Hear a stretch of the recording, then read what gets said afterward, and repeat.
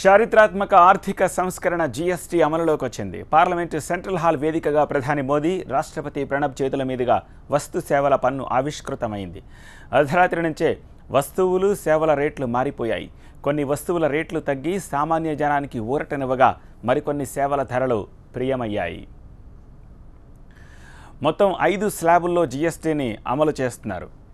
ఏహీ పన్ను లేకుండా 5, 12, 18, 28% పన్నుతో బంగారంపై ప్రత్యేకంగా 3% ట్యాక్స్ వేస్తున్నారు. తాజా కూరగాయలు, లూజుగా విక్రయించే ఆహార పదార్థాలపై ట్యాక్స్ ఉండదు. అదే షాపులోకి వెళ్ళి ఇవే వస్తువులు ప్యాకెట్స్లో కొంటే వాటిపై 5% ట్యాక్స్ పడుతుంది. టీ, కాఫీలపైన పన్ను తగ్గినా వాటి రవాణా ఖర్చులతో ఆ రేట్లు పెరిగే అవకాశం ఉంది. మన దేశంలో తయారయ్యే సెల్ ఫోన్ల రేట్లు తగ్గుతాయి. విదేశీ బ్రాండ్ల మొబైల్ ఫోన్ల రేట్లు పెరుగుతాయి. అదే సమయంలో ఫోన్ బిల్లు మాత్రం ఇప్పుడున్న 15% నుంచి 18% పెరుగుతుంది.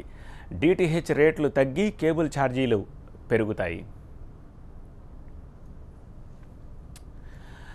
మొదట ఎరువులు, ట్రాక్టర్లు, వ్యవసాయ ఉత్పత్తులపై 15% జీఎస్టీని విధించింది కేంద్రం. అయితే అన్ని వర్గాల నుంచి పెద్ద ఎత్తున విమర్శలు రావడంతో చివరి నిమిషంలో వెనక్కి తగ్గింది.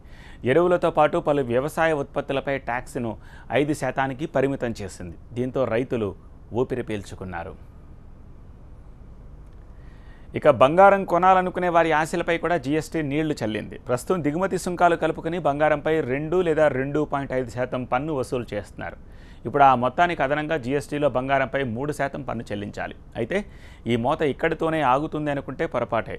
బంగారం దిగుమతులు తగ్గించడానికో లేక వసూళ్లు పెంచుకోవాలనే ఉద్దేశంతోనే మళ్లీ సర్ఛార్జీ విధిస్తే గోల్డ్ షాపింగ్ డెఫినెట్గా భారం అవుతుంది. పైగా అవసరాన్ని బట్టి జీఎస్టీ మండలి మున్ముందు బంగారంపై పన్నును పెంచినా ఆశ్చర్యపోనక్కర్లేదని మరో వాదన కూడా వినిపిస్తోంది.